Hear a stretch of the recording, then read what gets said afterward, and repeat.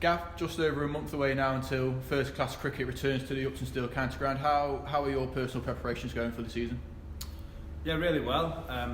We didn't come back in until December because of COVID, but I think the lads, because the season sort of ran into October, I think the lads were glad for the break. And to be fair, it's probably the fittest group I've seen since I've started professional cricket. I think all the fitness scores have been through the roof. And I know personally I took a lot of time, especially during the summer lockdown. I spent a lot of time running and probably developing parts of my fitness that probably didn't have a chance to because of the nature of professional cricket and how tough it can be. So, you know, the summer lockdown, whilst it was tough, there was areas where I know I sort of used to progress my game. And yeah, I mean, I can't wait to get outside. Hopefully the nice weather that we've had over the last couple of weeks stays and we can get outside in the next week or so and really sort of ramp up our preparations. And I think on the fitness aspect, that's something that I think Paul Nixon identified at the end of the 2019 season. So that's something that he's still striving hard to improve and increase within the squad ready for the season, is it? Absolutely, yeah. I mean, for me, it's a non-negotiable. It's something that you can control and you know, what you put in your body, how much work you do, I think. And I think everyone's bought into that.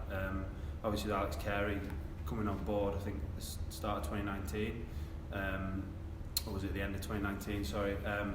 He's been great, and as I say, the lads have really bought into during time off. I think in the past we've potentially been guilty of letting our standards slip a little bit, whereas I think in the last 18 months or so, the lads have really realised that away from Grace Road, they've sort of kept on top of their fitness, and as I say, you can really see the rewards of that. And for the past couple of weeks now, the squad have been back at the National Cricket Performance Centre in Loughborough. How beneficial is it as a squad to go there, use their facility and use that space in preparation? Yeah, I mean, we're lucky in the fact that even at Grace Road we've got a great indoor facility. We've got the gym that's again really good, really modern, and there's pretty much everything we need in there. But I think the Performance Centre at Loughborough, it's obviously you've got more lanes, so you can specialise a little bit more. The run-ups are a little bit longer for the lads to sort of stretch the legs. You can have a wicket keeper in. It's probably that sort of middle ground between sort of indoor centre and going outside. So as I say, hopefully maybe one or two more sessions in there and then we can really get cracking, but it is a really good facility to use.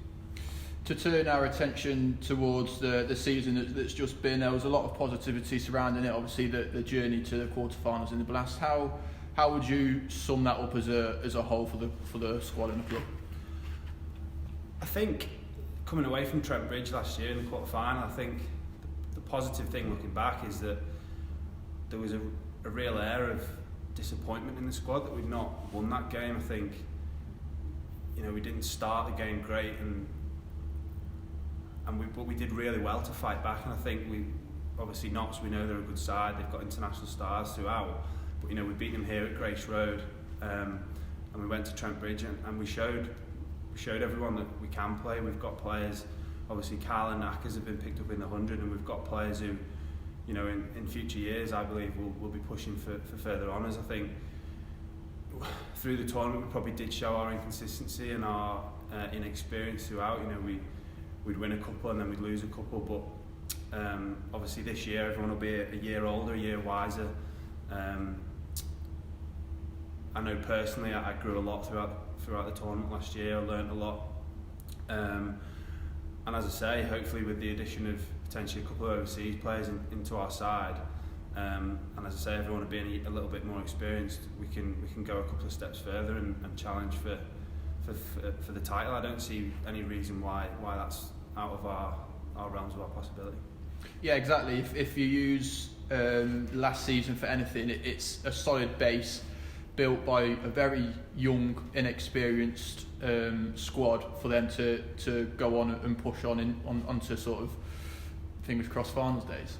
Yeah, I think with T20 cricket, I've been lucky in the fact that I've won the tournament before with Lancashire. I sort of came in towards the end, and you notice that I think it's all about peaking at the right time, people having real role clarity, that's with the bat and the ball. And I've just felt at the end of last year we really had a nice formula where everyone knew when they were bowling or what overs they'd be bowling and what their role was with the bat, especially with the help of Dan Weston, the statistician that we've got on board, looking at real key areas and key batters and how they match up well with opposition and stuff, and it felt like we've got a really good sounding board to sort of push on this year. And personally, you posted career best T20 figures during the fixture against Derbyshire. Are you happy with your own personal performance throughout that specific competition? Yeah, it's weird. That was probably the worst I bowled that day. But that's T20 cricket. I felt like probably started the tournament a little bit slow, a little bit.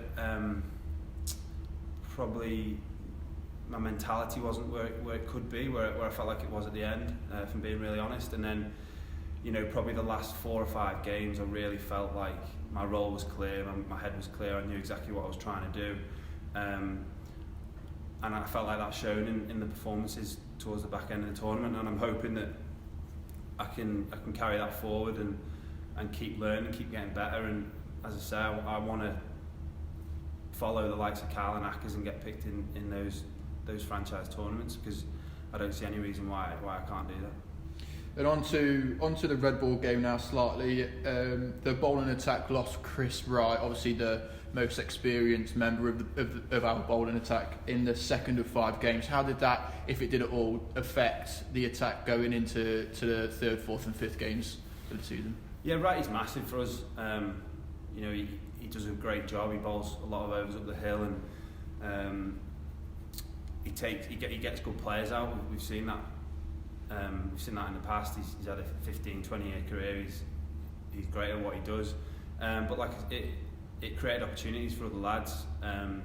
Ben Mike, Alex Evans, myself, Tom Taylor obviously before he left. So yeah, we were again inconsistent in red ball cricket. We started off really well, and we got a good draw against Notts, but I do feel like there's a lot of improvement to come, and same thing, everyone's a year older. Ben Mike, Alex Evans, myself, Dieter Klein, we're all more experienced, Will Davis as well. So I'm hoping that, we should be better suited to go and really attack that first game against Hampshire, whoever's picked. Hampshire obviously just brought me onto it. How difficult a game are you expecting from them down here on the 8th of April, the season opener? Yeah, and Hampshire are a good side. I was lucky enough to spend a bit of time on loan there back in 2016. They've got some international players, but it's professional cricket. Everyone's strong outfit.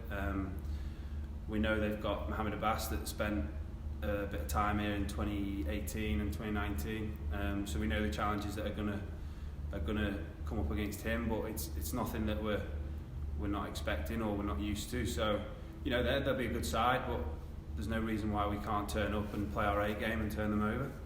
Yeah, obviously you just mentioned Bassi there, a favourite amongst the Foxes family. Be nice to see him again, obviously in the opposition side though. Yeah, I just hope he doesn't get me out, but he's a great guy. I learnt a lot off Bassi when he was here. His line and length at the time he spent at Grace Road was impeccable, and during that 2018 season, it's probably the best sort of period of form I've had in red ball cricket from a personal point of view. Myself, Ben Rain, Mohammed Abbas, Zach Chappell, we had a really nice thing going, and Bassi was integral in that. He took the new ball, took key wickets. I remember a game against Durham here, he pretty much won the game on his own in 2 sessions. So we know that what Bassi's all about, but we also know that we've got the batting capabilities to counteract that and score big runs, especially at Grace Road. But unfortunately, the fixture seems to be going ahead behind closed doors, as are the 2 following. But how nice would it be to see fans back into the ground, as we are expecting, following obviously government guidelines? Yeah, well, what I would say is we're used to, obviously after last season, playing behind closed doors. It was a bit bizarre at first, but yeah, really excited. It's probably something as players in the past we've probably taken a little bit for granted. How great having fans in wherever that is, but especially at Grace Road, especially the T20s is where you really feel the buzz and the energy and the excitement. You want to win. Winning in front of your home fans is a great feeling. And as I say, hopefully, come the 2020 season, we can hopefully have full houses here. It'd be great for everyone, not just the players.